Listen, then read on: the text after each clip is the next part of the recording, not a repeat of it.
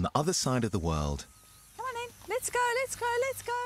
Roxy wants to see if she can help Moyo reach an important milestone in his rehabilitation.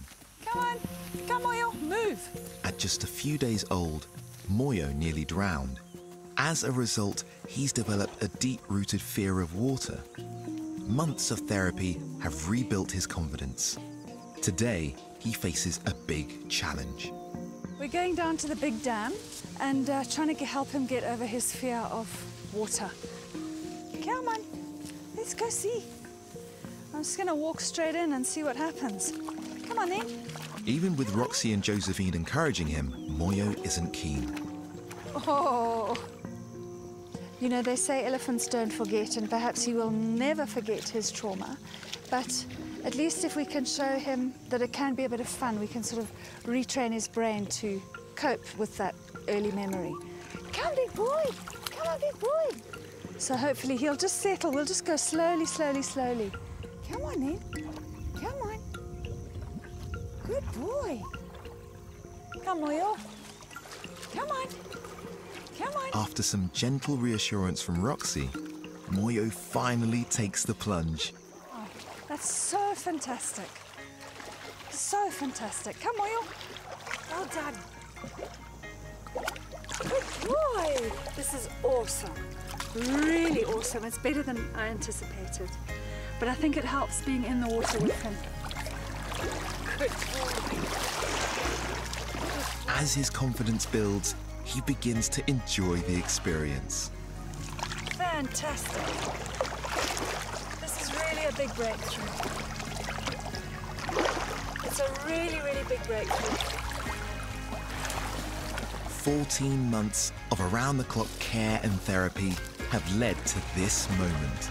It's an enormous, enormous milestone, and it's one that I've actually been dreaming about. Just to swim with Moyo properly. Yeah, no, I genuinely, I loved that. I really loved it, so it's great. And for Moyo, it's a huge step forward in his long journey back to the wild. You give him a little bit of confidence, a little bit of love, and yeah, reassurance, and they just want to please you, you know? To begin with, he was doing it to please me, and then he started to have fun. And I just love that about Ellies. It's wonderful.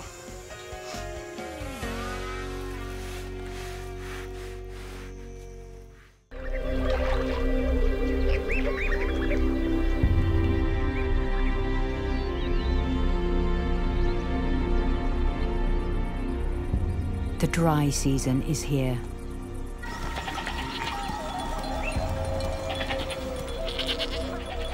Now all life converges on the river.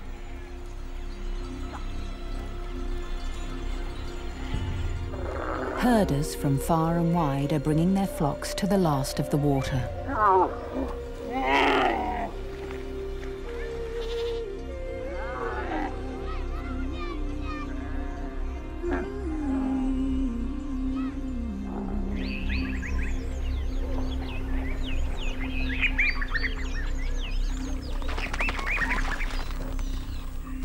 Predators are closing in.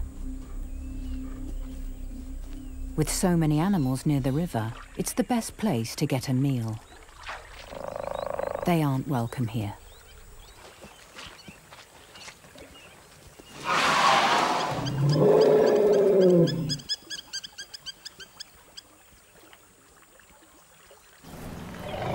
On the edge of the riverbank, a lion has the ideal vantage point. All the other animals now risk an ambush on their way to water. In Samburu, lions are the biggest killers of baby elephants.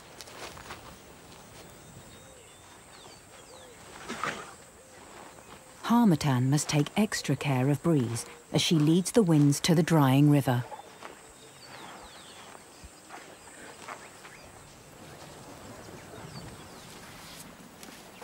The newly exposed sand is a fun place for Breeze and the other young elephants to play.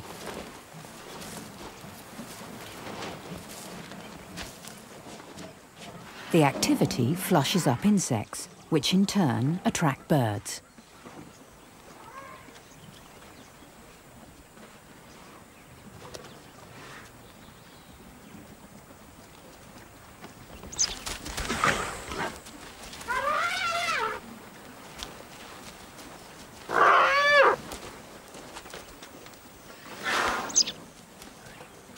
birds are twice as much fun. But Breeze needs to pay attention. With lions around, she's vulnerable if she moves too far from Harmattan's side.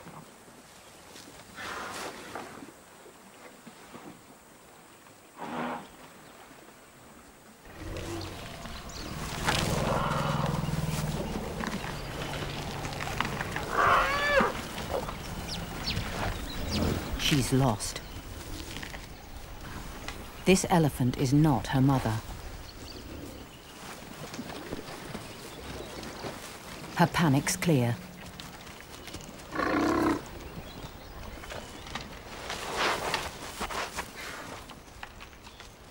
At last, she sees her mother. They're safely reunited. But Breeze must learn to be careful. Oh, look. Come on, Gawa. Baby Gawa, with nannies in attendance, is preparing for her very first bath. When you're just a few days old, everything is an adventure. She's right on the edge. If you're not careful, you're going to fall in, baby. Careful, careful, careful, careful. Oops-a-daisy. That's one way to do it. She's fine. Anything Weaver can do, Gawa can do as well. In comparison to Gawa, Weaver is looking strong and confident. So much so, she's taking the hard way out of the waterhole. Up you come. You can do it. You can do it. Wendy lends a helping trunk. Bit of help? Or is that a hindrance? No, that's help. In times of real need, the nannies are still there for her. That is so lovely to see. Look, she's getting crowded round by other elephants. You see that she's struggling a little bit. He's just helping her out. It's a trunk coming down. That's really wonderful. Do you know, that's sort of a testament to how much Weaver has come on. She's pushing herself. She's testing her abilities. She's back on dry land. Now, it's Gawa's turn. Oops. Oh, I think you've come up too soon. That baby's going to struggle. Whoa, she's almost doing the splits. Oh, my goodness me. Bambi. Up you come. Come on. Up you come. Come on. Come on. Come on. Come on. Oh, actually. At this age, she has limited energy reserves. Quickly, she's overwhelmed with exhaustion. Baby elephants can perish stuck in the mud. Her head's flat down in the mud. She's really tired. The adult members of this herd sometimes lack the experience to deal with problems.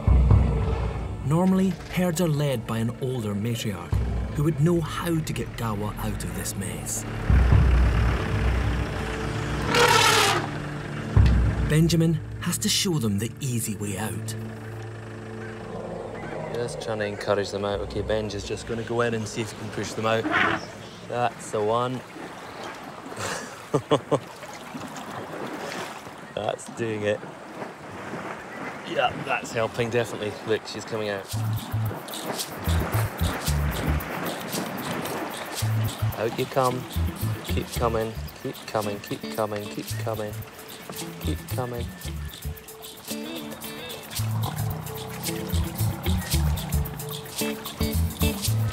Yeah, she's out. Whew.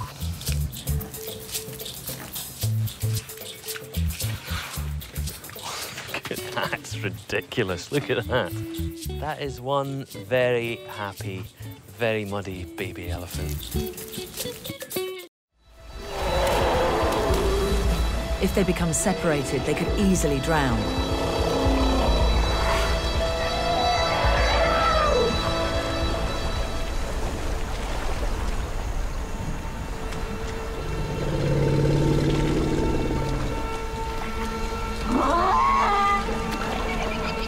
Oh my God, one is gone.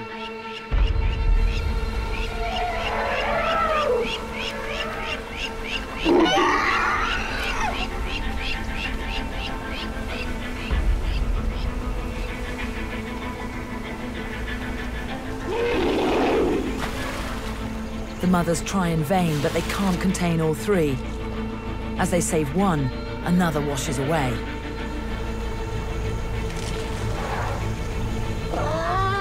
Oh God, it's still going and the baby's gone.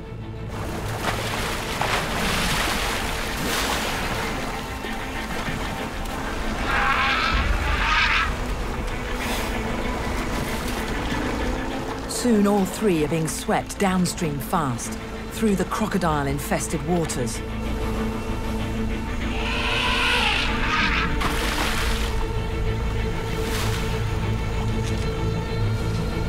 The current's even too much for the mothers. They have to let their babies go.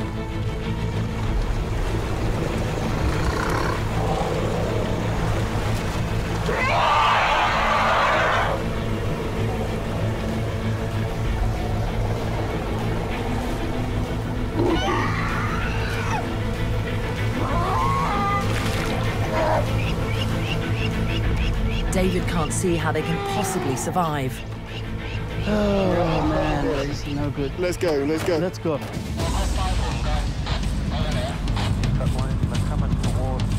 You can hear the poor females. Okay, Apo. No, right. All the big females are running. Oh God. Okay, one baby is out. Man, the other one is here. The other one is here. Wow. There are two babies actually here. Wow, they're really tough. Come on, big females, come in. Oh, please don't move. Oh, they're coming down. The females are coming down.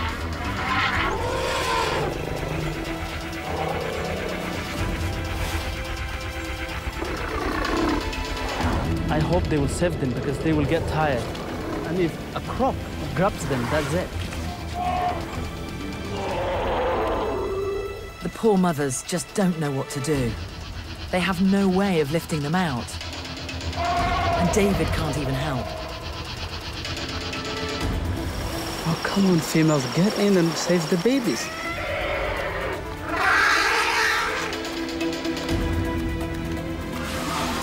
The riverbank is sheer and the babies are weak and terrified.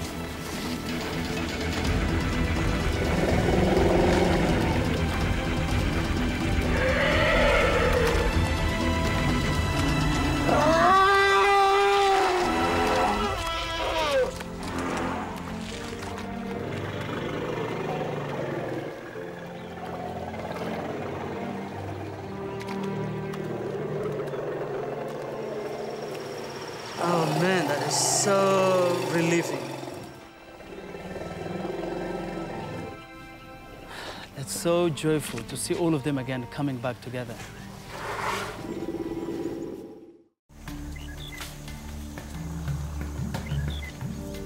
It's up to the matriarchs like Bontley to lead their families to distant, scattered sources of food and water. Even in the so-called wet season, the Kalahari remains harsh and unforgiving. The desert pans are dotted far and wide across the landscape, linked by the web of elephant highways.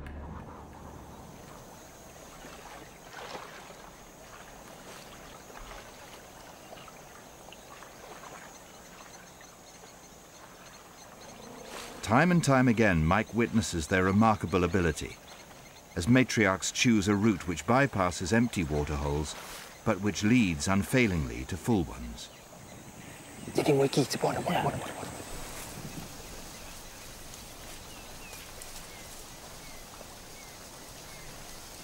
Every small pool is a lifeline.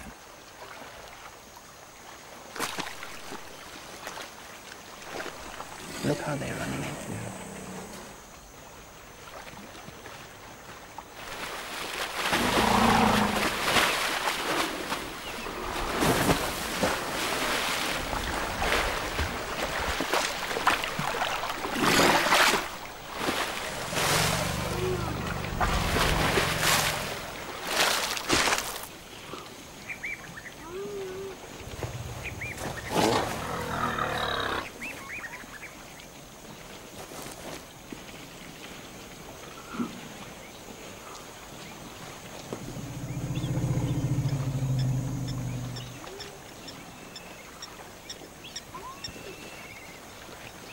This little elephant is only a few hours old.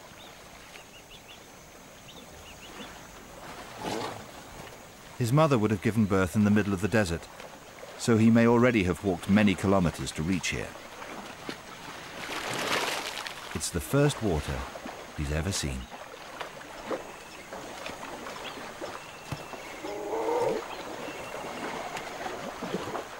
The stop at this pool will give him the day or two he needs to find his feet.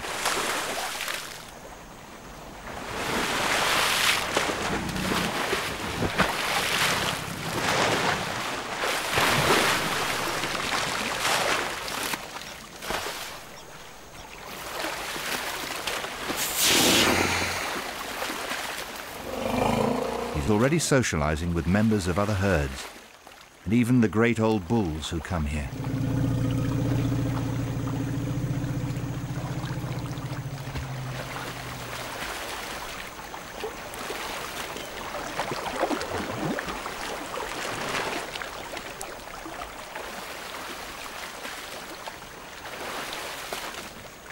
Mike believes that the little calf won't forget this experience, that the memory of this waterhole is now embedded in the youngster's mind.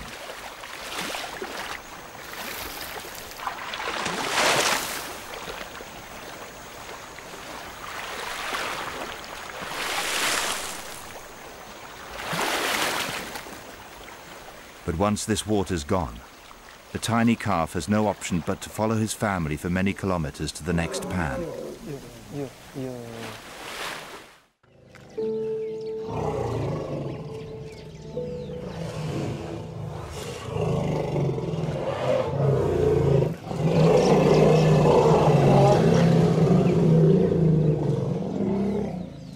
To witness this celebration is wonderful. It's sheer elephant joy. That's the excitement right there. Yeah, they couldn't have known that this baby was born, and they've just realised that they've got a new member to the herd. This is about the most exciting thing that can happen. Actually, this is the most exciting thing that can happen to an elephant family. Can you tell?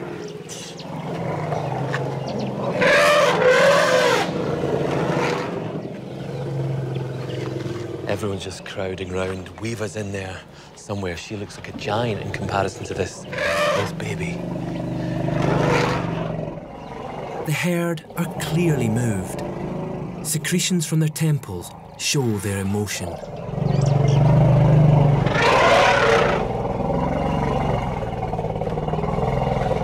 It's almost as if they want us to be part of this celebration.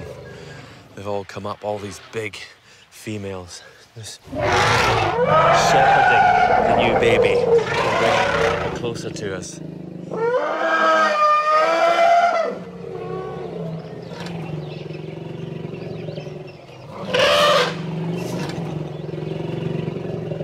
And it's not just the herd who are thrilled by the new arrival. I feel very proud. It's like getting more babies. I'm a grandfather now.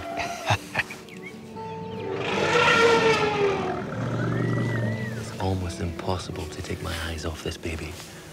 It is cute in every single way, from the tip of its trunk to the end of its tail. From its tiny toenails to its little fuzzy back. It's just adorable. It seems that this herd has got a new little princess, and it'll be very interesting to find out how Weaver responds.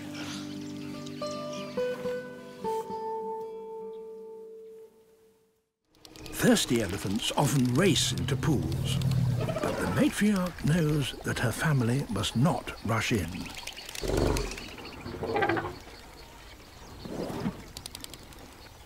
This pool is stagnant, and the elephants have a trick that deals with that.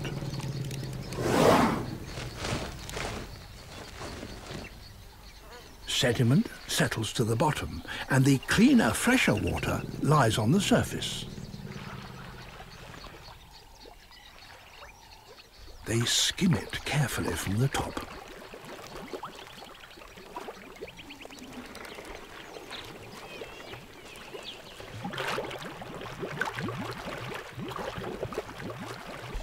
Then, as gently as elephants can, they move forward slowly, trying not to disturb the stagnant layers.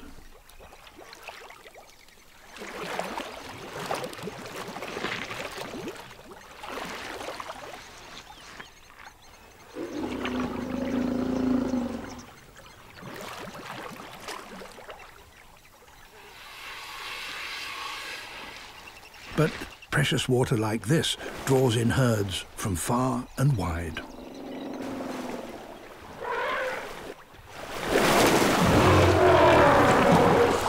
In the exuberance of a greeting, all their careful work is undone.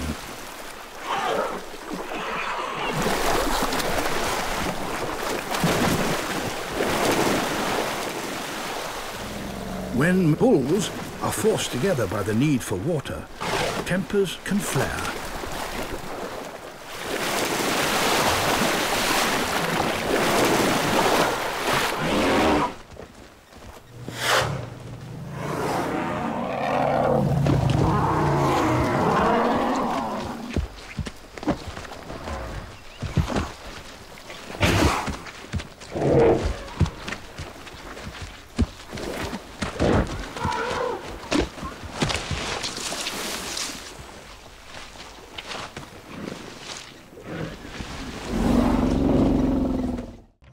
So here's the problem. The elephants need to be able to pull the table closer to gain access to the sunflower seeds. And they need the rope to do that. But if only one of them pulls the rope, the table doesn't move and they both go hungry. So can two elephants figure out they need to work together to solve a brand new problem? พร้อมครับ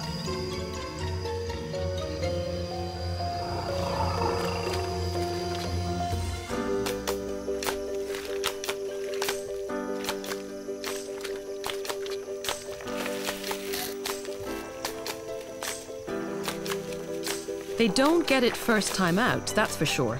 But their 4-kilogram brains may just be at work. The first thing I think that they learn, and there has to be some learning involved in this is a task they've never experienced before. The first thing is that they've learned that their partner needs to be there. And I think in some ways they've learned not only does their partner need to be there, but their partner needs to be doing something.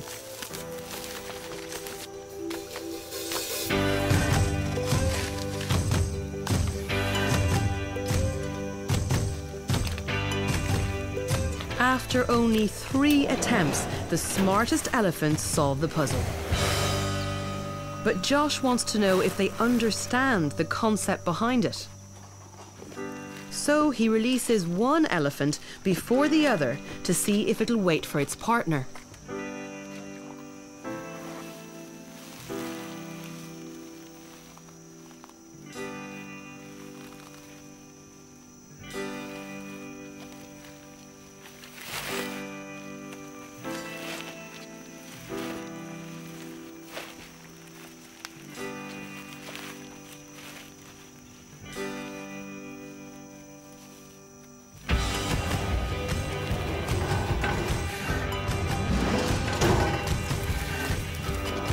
After 8 years of working with elephants, Josh had a hunch that was going to happen, and now he's got proof.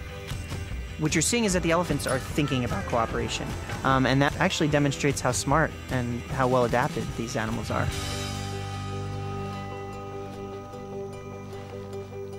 It's incredible to prove that animals are smart enough to cooperate. Elephants. Weighing 7 tons and measuring more than 3 meters at the shoulder, the African elephant is the world's largest land mammal.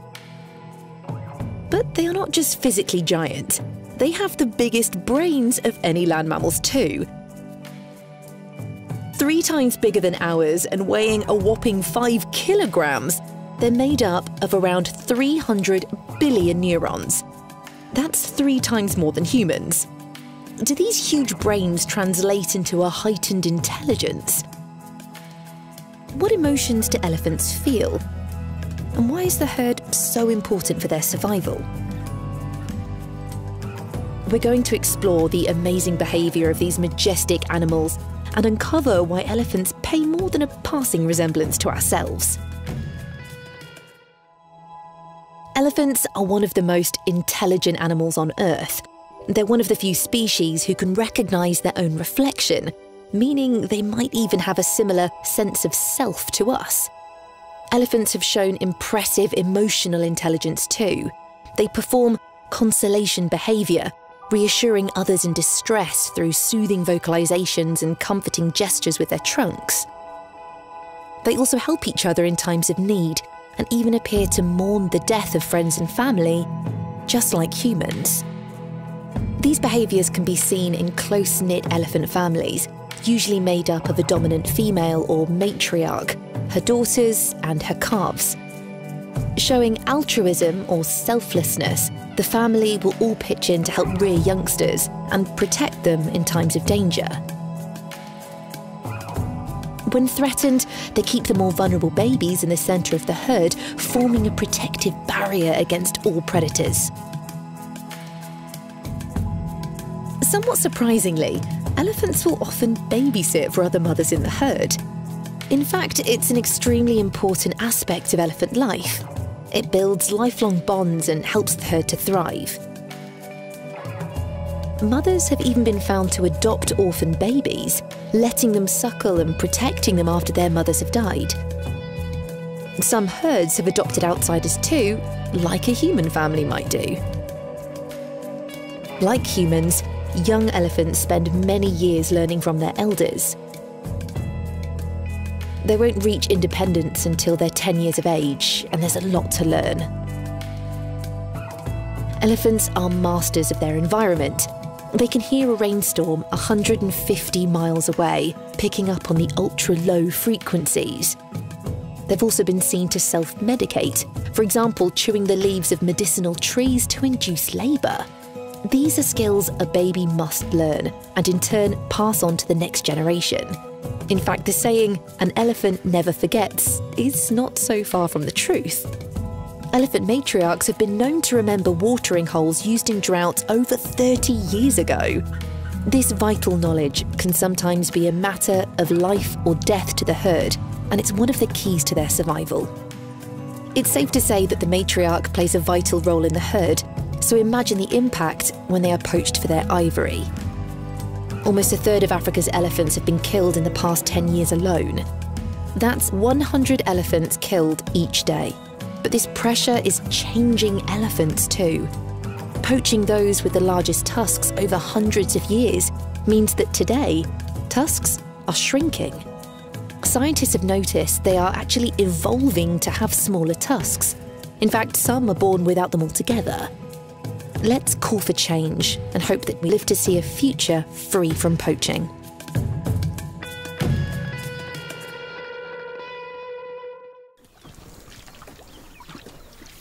It will be several months before she really drinks using her trunk, but already she's copying the adults, just like a human toddler.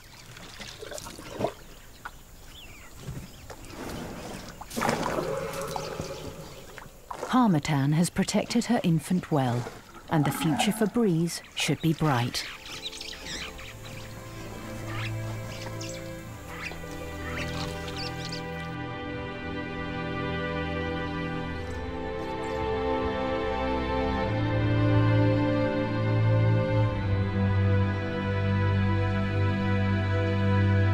High up in the foothills of Mount Kenya, Saba has some exciting news about Mountain Bull. Yes, hello, how are you? What's happening now? I just wanted to let you know we found him. Oh, fantastic. But he's just across the valley on a ridge just opposite us, and he's absolutely beautiful. Oh, that's fantastic. What's he doing? Well, he's actually with a herd of females. He looks like he's in full must at the moment, and he's been testing some of the females, so he's just such a beautiful bull. I had no idea. Well, it's so funny. I've been following him minutely all morning, wondering where you were. Well, he's come a lot further into Borana than I thought. From where I'm sitting, we've got an amazing view right across the plains and then across a whole lot of settlements, small shambas, up into the Mount Kenya forest. It's almost the exact route that he takes. I know he's coming out of Must any day now, so I don't know if it's just me, but it does seem to me like he's looking every now and then at Mount Kenya and thinking about that long trek he's got to do. And I'd expect him to be heading off any day now. Mountain Bull's route home will take him straight through the farms and settlements in the valley. That will almost certainly mean conflict between humans and elephants. By keeping him under close surveillance, the team are hoping to find ways of helping him, and then hopefully he can avoid the fate of poor Mungu.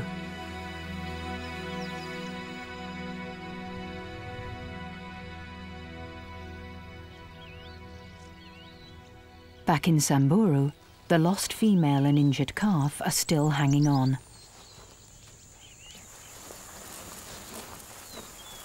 After 6 days, there's still no improvement in the injured leg. But there's an interesting development. The pair have attached themselves to a family with a fully grown disabled elephant, Babel. She's coped with a paralysed leg for more than 10 years and is given time to keep up by the senior elephants. That means the family travels slowly and don't range far. So for the time being at least, the lost elephants can enjoy the company of another family.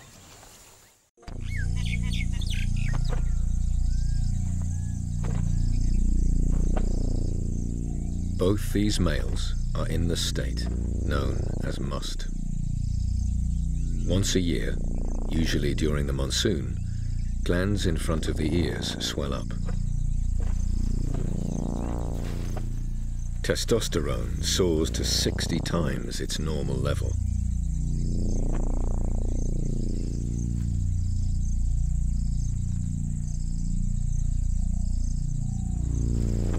They become restless, aggressive, and ready to fight.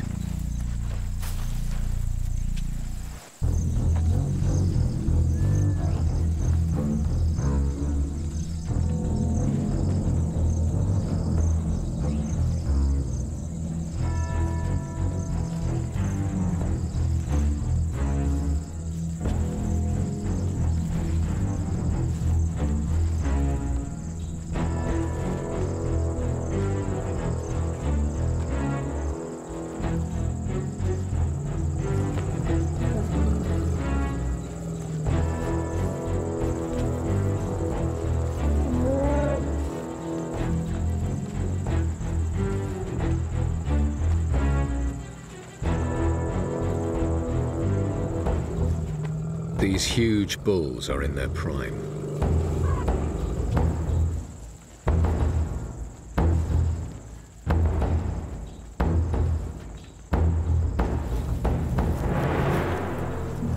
This is very different from a clash between African elephants. Despite their age and size, neither of these giants has tusks. African elephants fight with their tusks locked and their trunks draped over them. Here, the heads are down and they hold their trunks in their mouths, perhaps to avoid stepping on them. But even without tusks, the aggression is unmistakable.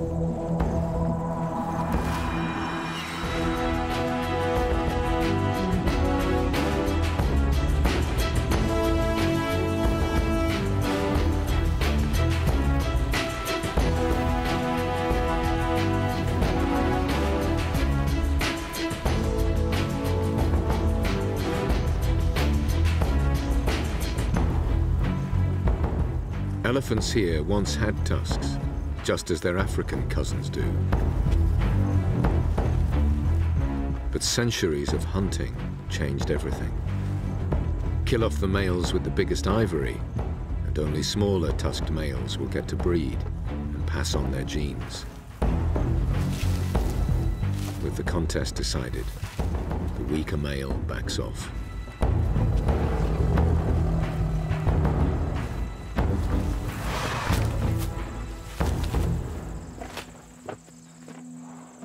Why most males go into must during the monsoon is a mystery. Females are receptive on and off all year round. These fights are more to do with dominance and territory than sex. The youngster's constant thirst confines the hungry group to the narrow riverbed. In the hills above, where more food grows, the 50-degree heat is too much for the calves. Left Fang and the others protect themselves with dust.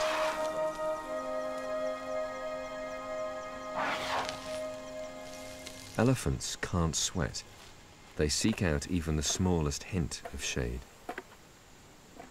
What they do now was thought to be a myth.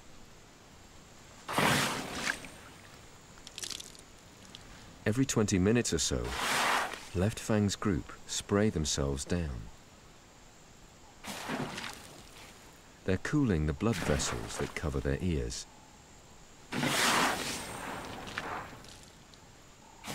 But up here, there are no springs or streams to provide water. Remarkably, Left Fang's group are filling their trunks from hidden pouches in their throat. This has rarely been seen and never filmed before.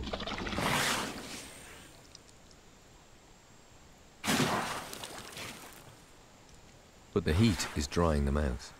They're losing several liters of water an hour. The family won't be able to spend a second day up here.